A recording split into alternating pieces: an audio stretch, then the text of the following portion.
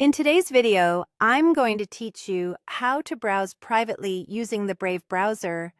Whether you're looking to keep your online activities discreet or simply want to explore the internet without leaving a trace, understanding how to effectively use Brave's private browsing features is an excellent skill to have. So let's dive in and get started with just a few simple steps. First up, we're going to open Brave's menu, which is located at the top right corner of your browser window. You'll notice a small icon that looks like three horizontal lines stacked on top of each other.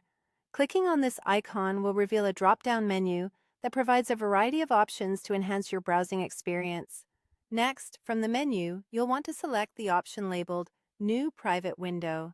This feature is designed to offer you a more private browsing session. Upon selecting it, a new window will open up. You'll immediately notice the window's dark theme, which is a visual indicator that you're now in a private browsing mode. At the top of this window, you'll also see a friendly message letting you know that you've gone private. This confirms that you are in the right place to start browsing with more privacy. Now, if you're interested in taking your privacy a step further, Brave offers an optional feature for even greater anonymity called a New Private Window with Tor. You can find this option in the same drop-down menu where you started the private session. By selecting this, your browsing activity will be routed through the Tor network, which is designed to conceal your location and usage from anyone conducting network surveillance or traffic analysis.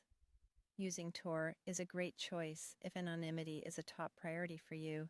Once you've chosen your desired private browsing mode, you're ready to start exploring the internet more discreetly. While you're in this private window, feel free to visit websites and navigate the internet just as you would normally.